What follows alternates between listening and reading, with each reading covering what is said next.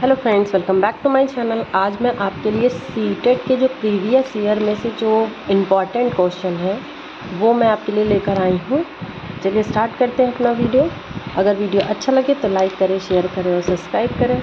सबसे पहले था कि केरल के निकटवर्ती क्षेत्र कौन कौन से हैं, तो कर्नाटक और तमिलनाडु। तो जो मैप है उससे 2-3 क्वेश्चन ज़रूर आते हैं, तो ये उसी से रिलेटेड है क्वेश्चन। उसके बाद है ईवीएस सीखने का प्रभावशाली तरीका क्या होता है, तो ईवीएस सिखाने के लिए वृत्तांत और कहानियों के माध्यम से ईवीएस को आसानी से या अच्छे से सिखाया जाता है। नेक्स्ट क्वेश्चन है कक्षा 5 के विद्यार्थी को जिज्ञासा जागृत करने का तरीका कैसे, हम क्या करें कि उसकी जिज्ञासा जागृत हो, तो गहन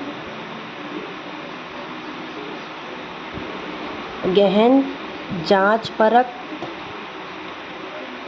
एवं कल्पना परक प्रश्न पूछना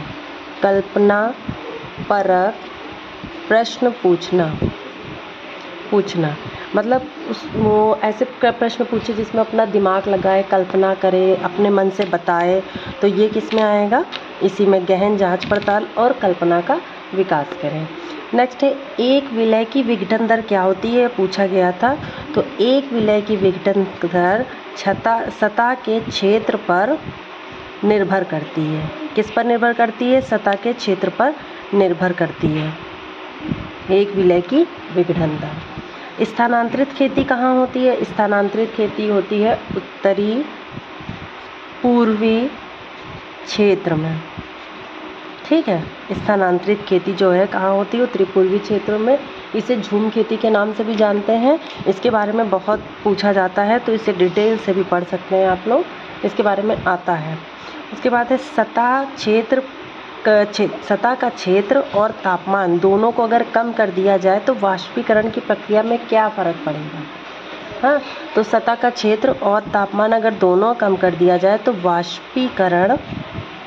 वाष्पीकरण प्रक्रिया धीमी हो जाएगी, सबसे धीमी हो जाएगी। ठीक, अगर सतह का क्षेत्रफल और ताप दोनों कम कर दें तो क्या होगा, वाष्पीकरण की प्रक्रिया धीमी हो जाएगी। उसके बाद है ईवीएस में सीखने का रचनात्मक आकलन नहीं है। क्या चीज़ ऐसी नहीं है जिसे हम ईवीएस के सीखने में ऐड नहीं करेंगे, तो वार्षिक उपलब्धि परीक्षण जो होता है, वार्षिक उपलब्धि परीक्षण मतलब हमें ये नहीं देखना है कि वर्ष भर उसने क्या किया, कैसा कर रहा, हमें ये देखना है वो कैसे सीख रहा है, कितना सीखा है। ये नहीं कि पूरे साल हमने देखा कि उसने कुछ नहीं पढ़ा या जो पढ़ा उसके आधार पर बता दिया हाँ उसने बहुत कुछ करा।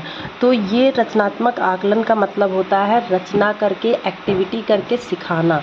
तो हमें इस पे नहीं जाना है कि वार्षिक आकलन पर हमें नहीं जाना कि उसने क्या किया, बस उसे ये देखना है कि उसने कुछ सीखा है, कैसे सीखा है। तो ये किस में आता है, रचनात्मक आकलन में। उसके बाद है बोझ के बिना सीखना, इसका मतलब क्या है, तो बोझ के बिना सीखने का मतलब है अबोध का भार कम करने की ज़रूरत है। मतलब कि ऐसा नहीं है कि उसको इतना दे दिया गया काम या इतना बता दिया गया कि उसके ऊपर बोझ इतना बढ़ गया कि वो मतलब इंटरेस्ट ही नहीं ले रहा पढ़ने के लिए। तो हमें इतना सिखाना है, जो भी सिखाना है अच्छे से सिखाना है, एक्टिविटी करके सिखाना है, उसको इंटरेस्ट आए। तो वही पूछा गया था बोझ के बिना सीखने का मतलब क्या है, मतलब अबोध का भार कम करने की ज़रूरत है, बच्चों के ऊपर बिना किसी भार के हम उसे सिखा पाए। उसके बाद है रेटिंग स्केल क्या होती है, रेटिंग स्केल में क्या होता है, अवलोकन तकनीकी का प्रयोग करा जाता है। अवलोकन तकनीकी का उपयोग करते हैं। अवलोकन मतलब हम देखेंगे कि उसने कैसे काम किया है, किस तरह से वो कर रहा है, हम उसे अवलोकन कर रहे हैं कि वो पहले से बेटर कर रहा है, उसे क्या चीज़ समझ में नहीं आ रही है। तो ये सब किस में आता है, रेटिंग स्केल में बताया जाता है कि उसकी रेटिंग कितनी ऊपर नीचे हुई है। उसके बाद एक क्वेश्चन आया था घनत्व क्या होता है, तो घनत्व क्या होता है? द्रव्यमान बटे आयतन। ठीक है, ये फॉर्मूला पूछा गया था कि घनत्व बराबर क्या होता है, तो द्रव्यमान बटे आयतन। तो ये सीटेट प्रीवियस ईयर के ईवीएस के ये पार्ट 1 था, जिसमें मैंने कुछ क्वेश्चन बताए थे कि ये प्रीवियस ईयर के इम्पॉर्टेंट हैं। तो अगर वीडियो अच्छा लगा हो तो लाइक करें, शेयर करें, सब्सक्राइब करें। मिलते हैं नेक्स्ट वीडियो में।